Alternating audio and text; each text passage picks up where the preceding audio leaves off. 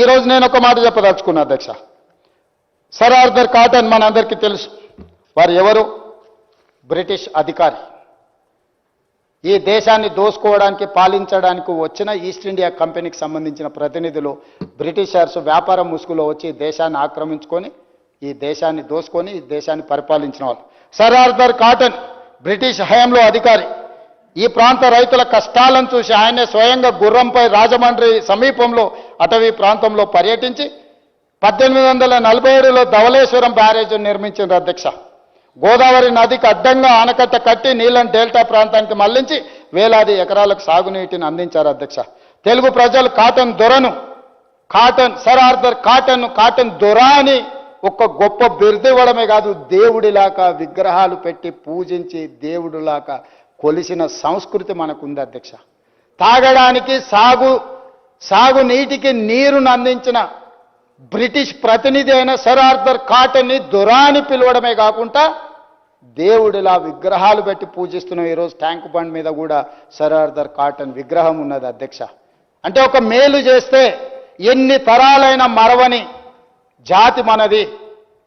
మన కోసం, మన సాగునీటి కోసం మనకు సహకరించిన వాళ్ళను దేవుడిలా పూజించే సంస్కృతి ఉన్న మనం సర్ ఆర్థర్ కాటన్ని ఈ రోజుకు మనం కొలుస్తున్నాం అధ్యక్ష. మరి దోసుకోవడానికి వచ్చిన బ్రిటిషర్స్నే వారి ప్రతినిధిని మనకు నీళ్ళు అందించినందుకు దొరగా దేవుడిగా భావిస్తే, దొరగా పుట్టినాని గొప్పగా చెప్పుకునే చంద్రశేఖరరావు గారు ఆ దొరలో ఒకంతైనా ఈ ప్రజలకు సేవ అందించాలని ఆలోచన చేసినట్టే ఇంత దుర్మార్గమైన కార్యక్రమానికి పాల్పడుతుండేనా? ఆనాడు ప్రజలకు సేవలు అందించిన సర్ ఆర్థర్ కాటన్ దొర అయితే, ఈనాడు పుట్టుకతోనే దొర అని చెప్పుకున్న చంద్రశేఖరరావు గారు దోపిడీ దొంగగా మారి తెలంగాణ సొత్తును 1,00,000 కోట్లను కొల్లగొడితే, ఇది ప్రజాస్వామిక దేశం కాబట్టి నడిబజార్లో ఉరిదీయలేదు, రాళ్లతోని కొట్టి చంపలేదు. ఈ సమాజం విచారణ చేసి సహేతుకమైన అవకాశం కల్పించి ఈరోజు ఈ సభలో ఆ నివేదిక పెట్టి మీరు కూడా మీ అభిప్రాయం చెప్పండి.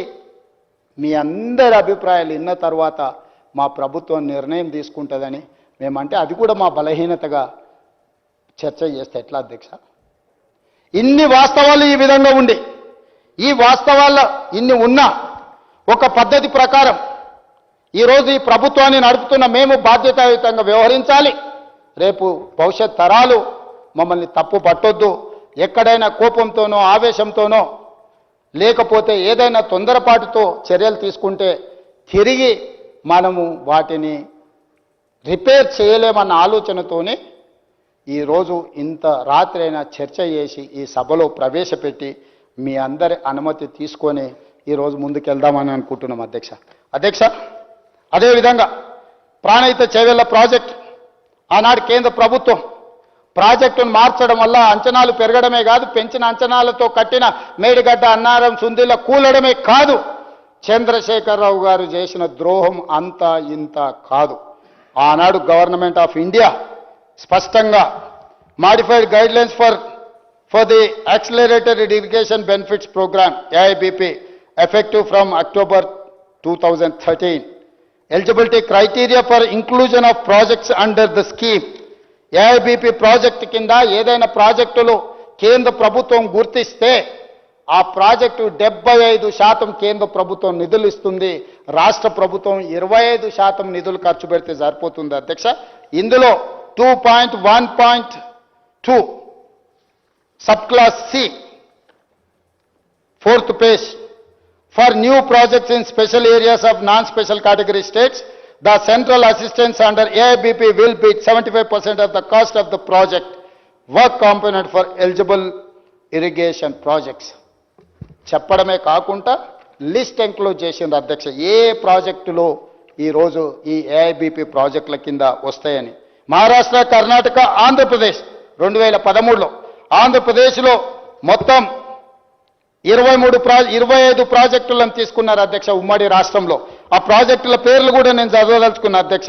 Flood flow canal from Sriram Sagar project, Gundlakamma reservoir, Sriram Sagar stage 2, Palem Vagu, Ralli Vagu, Mattadi Vagu, Golla Vagu, Pedda వాగు,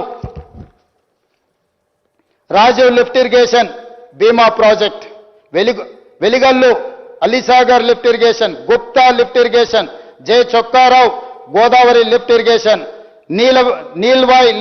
నీల్వాయ్ project, Kinnerasani project, Dummugudem Nagarjuna Sagar tail pond project, Sripada Sagar lift irrigation project, Rajiv Sagar lift irrigation project Dummugudem, Pranahita Chevella project, serial number 19 AIBP ప్రాజెక్టుల కేంద్ర ప్రభుత్వం 2013లోనే ఆమోదించింది అధ్యక్ష.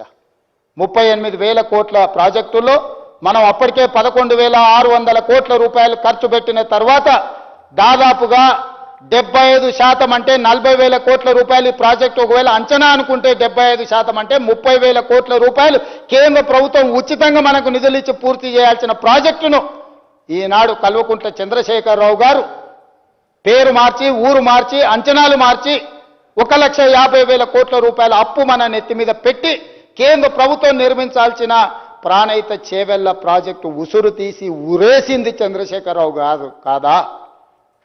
వారిని ఈరోజు ప్రశ్నించాల్సిన అవసరం, శిక్షించాల్సిన అవసరం ఈ సభకు లేదా అని నేను మిమ్మల్ని అడుగుతున్నా అధ్యక్ష. ఇది వ్యక్తిగతంగా ఎవరి మీద ద్వేషంతోనే మాట్లాడట్లేదు అధ్యక్ష. బాధ్యతాయుతమైన ముఖ్యమంత్రిగా 10 సంవత్సరాలు ఈ రాష్ట్రానికి ముఖ్యమంత్రిగా పనిచేసిన చంద్రశేఖరరావు గారి యొక్క లోపు భూయిష్టమైన నిర్ణయాల వల్ల ఆర్థిక భారమే కాదు, అన్యాయంగా ప్రజల్ని వంచినందుకు వారిని సాగునీటి పారుదల శాఖ మంత్రి హరీష్ రావు గారిని శిక్షించాల్సిన అవసరం లేదా అధ్యక్ష?